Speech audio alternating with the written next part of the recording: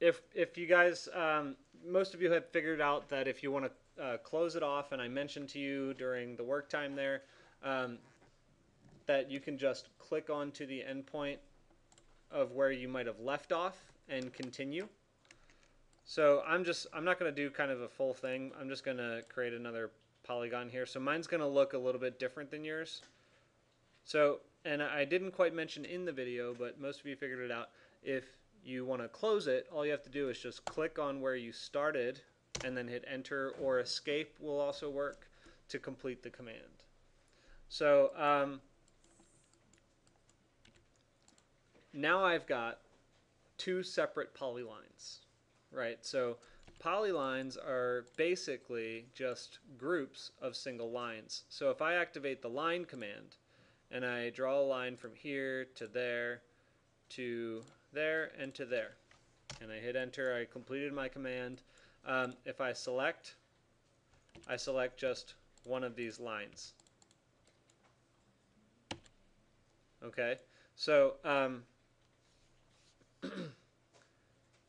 a polyline is basically just a group of lines that are joined.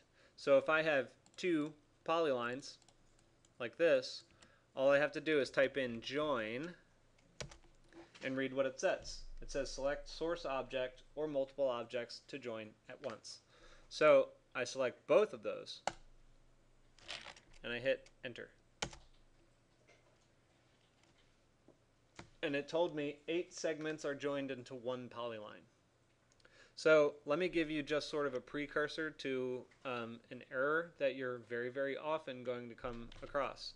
If I unjoin by hitting undo, and I zoom in really, really, really, really, really close, and I yank this thing off, and then I zoom back out.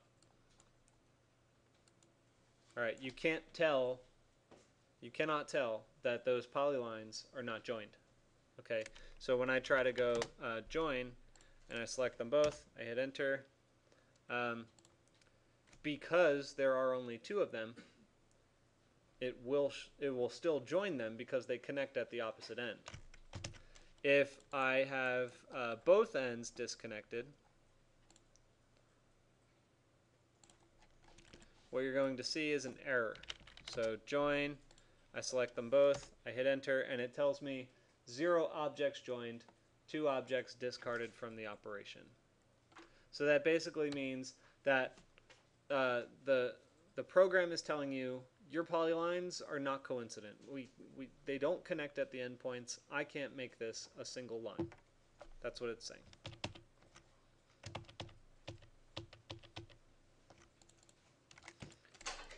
All right, so I'll join, select them, hit enter. So the other thing that I wanted to very quickly, I guess, go over here is elaborate on, some of you ran into an issue with this thing, that monstrosity of a nasty, silly, I don't know why Autodesk created this thing. Okay, it's called a lasso. Basically, it's another form of selecting things in AutoCAD. I never use it, pretty much never. But huh? Yeah. Well, the way you get around that is if I have 2 objects, and I'm just going to make a couple copies here, and we're just talking, you know, theoretically right now. I've got a couple of objects. Notice how if I select this one, all the other ones are, you know, not selected. So it works just like Rhino. If you single click in space, right, you don't hold it down, you just single click once, and you move your mouse, it creates a window, a square window, which is what you're used to in Rhino. Unless there's a setting or something that you might have set to lasso. But anyway, it's the same rule set as well. I explained if you click and drag left, well, not drag, if you click and then move your mouse left, it will select anything that touches your selection box. If I go to the other side of my objects and I go left to right, it will only select the objects that are fully enclosed within the selection box. Does that make sense? So single click don't click and drag. Just click and move your mouse and then select. All right, so that's just clarification.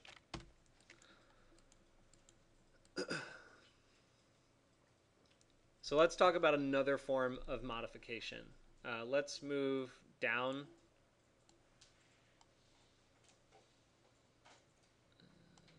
Yeah, we'll just do it next to one another. So, and just move your space off to the side. Okay, move your space over. How do you get back to like just the plain view where you can see the x and the y axis? Like, how do you get back to the default? Where you can see that? Yeah. Don't worry about that. Okay. That is not real. So that's a good point, though.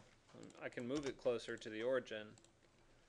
But ultimately, once you start actually working on something, it's always... So, Yeah.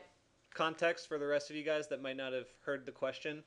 Maya asked, how do you get back to the original view where you can see your X and Y, right? And in Rhino, you're used to it. Whoops.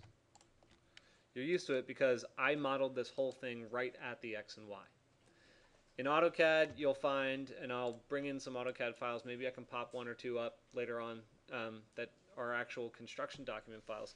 You'll find that the origin is usually based on like what the GIS information location, so where all the benchmarks are for that, and then your building is built in real time, real space from its actual geographic location. So it's far, far away from the origin in many cases. Does that make sense? So get used to seeing the Y and X in the bottom left corner just diagrammatically displayed. It's a good question. So just kind of slide that over and let's begin to look at another way of modeling this, right? So now we're going to begin to emulate the workflow that we had in Rhino. And I'll show you what's different about it, okay? And now we're going to start to like chop up things and get more sculptural with it. Let's draw a rectangle. So we'll go into, well, I don't know where it is in the boxes. Just type in rectangle.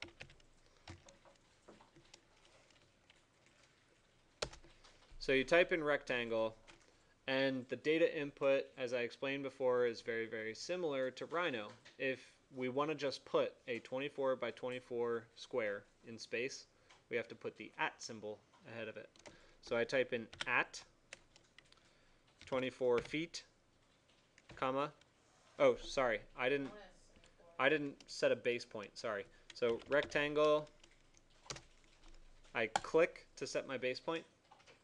Then I type at 24 feet, comma, 24 feet. Do you want the starting point to be Connected? no, not connected, but Al parallel or aligned? No, yeah, I don't care. or No, doesn't matter? we're just putting it in space right now. Oh, okay. Yeah, no, it doesn't need to be aligned. If you want it to be aligned, then by all means go for it. I don't care though. Anyway, 24 by 24. 24 by 24, yes. So,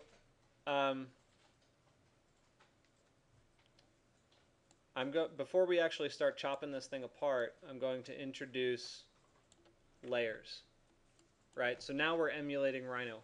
In Rhino, we created negative volumes that we cut away from the form. So we're going to do something very similar with this. Let's talk quickly about layers in AutoCAD. So layers in AutoCAD are a little bit different. They are actually set up specifically for graphics on the page.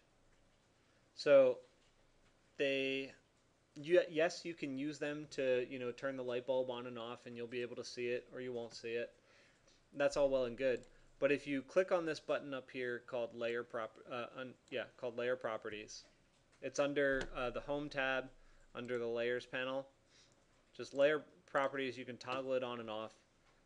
If you want to, you can dock it on the side of your page. That's up to you. I typically don't because I like to have a very large workspace. and then pull it off by grabbing the title of it. So this, and stretch it across your page so you can really see everything that's on there.